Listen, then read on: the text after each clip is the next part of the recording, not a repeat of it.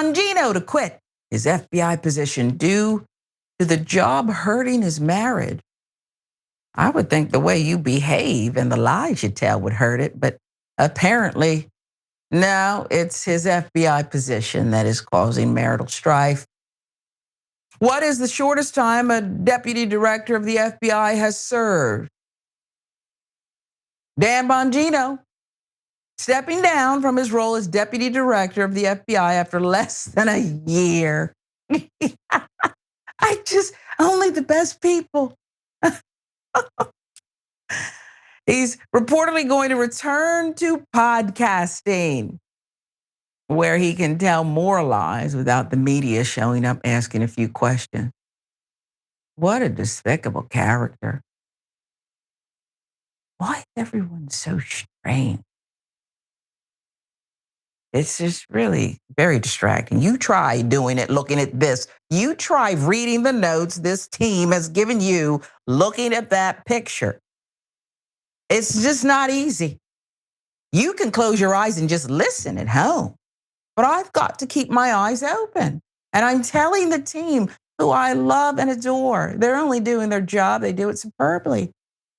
This is increasingly difficult. I don't know if you're deliberately picking these strange extraterrestrial pictures, but I'm telling you, it's messing with my mind as I deliver the content. Disclaimer.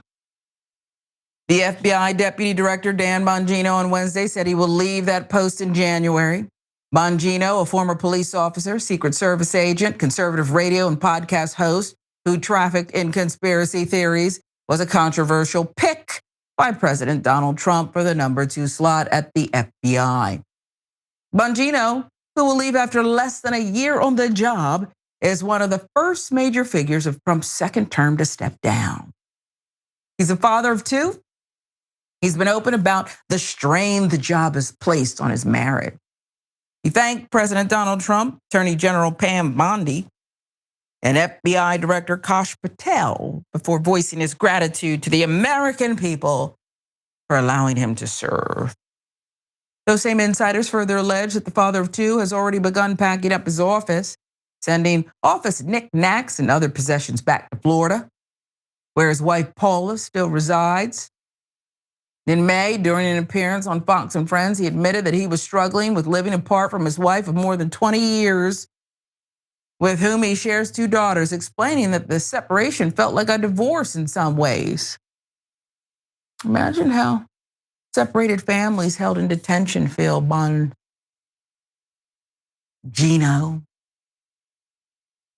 Bongino told his team and some senior FBI officials that he tentatively planned to announce his departure December 19th, according to 4 people, the outlet stated.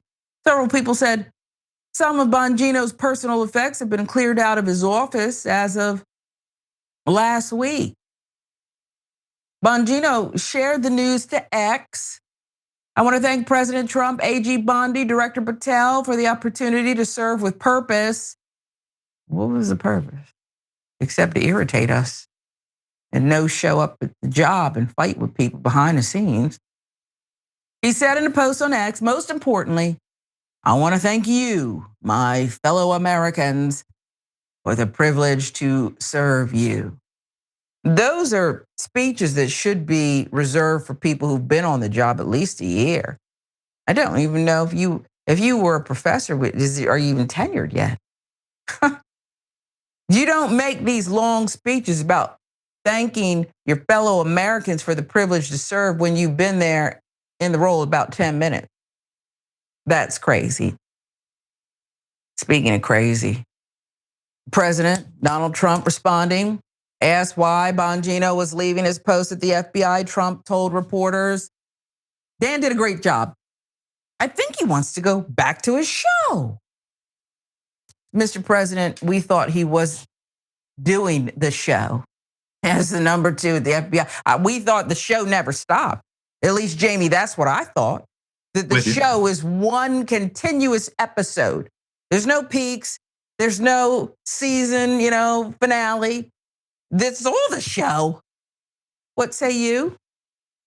I agree. And I'll tell you, I watched that weird ass interview he did on Fox and Friends, and how he was obsessed. Like every time he got a question about, what he was doing there, he went back to, well, I miss my wife, miss my wife. Many people work and are married. And you're a government administrator. Like I also work for the government, and I'm not working no long ass hours, burning the candle at both ends. Anyway, but. And he also was obsessed. He was like, Kash Patel and I, we go in at 7:30, we get off at 4 or 5 every day, and I can hear his sink when he goes to the bathroom. We're that close. I'm like, what the hell are you doing? I think the real story here. So Dan Bongino was one of those during the 2024 election cycle that was obsessed with Epstein. So Kash Patel, the conspiracy theorists, they were obsessed with the deep state is covering up Epstein. The deep state, when we're going to get in there, Donald Trump, vote for Donald Trump. He's going to put us in there, and we're going to lock everybody up and round up the pedophiles and release the files on day one. Okay, you get into power, Dan Bongino, Kash Patel, and suddenly you're quiet as a church mouse. And Pam Bondi is doing all these binders of nothing, and you say nothing. So perhaps, and I'm gonna leave room for credit for Dan Bongino. Perhaps it is the cover up over the Epstein that finally was the straw that broke his camel's back. I don't like the way I phrase it. Broke his back, whatever.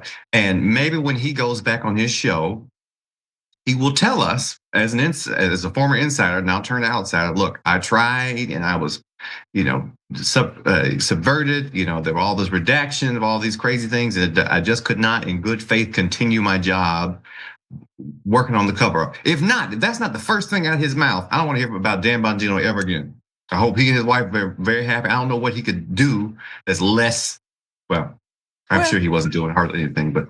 Well, I try to not get in people's marriages and stuff, but I will tell you that the marriage, I've already predicted it. I take no joy in it. The marriage is over the minute he goes back to Florida full time. Okay, I don't know what was really going on Fox and Friends.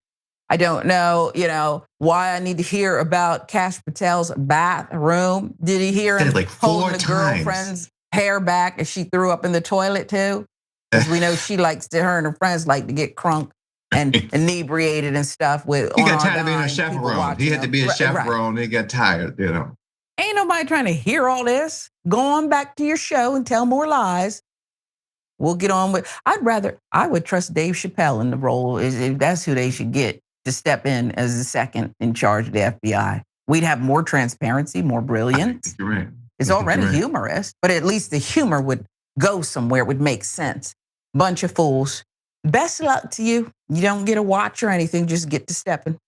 What up? This is your man, Dr. Rashad Richey. Listen, thank you for watching. If you like more of this content, if you want some more of it, here's what you got to do. Support the channel by tapping that like button. Leave a comment on this video. Subscribe to the channel. Also, press the bell icon so you get notifications every time I'm live with you. And also, I would love it if you would consider becoming a member. Become a member of the Train of Truth. Welcome to Indisputable.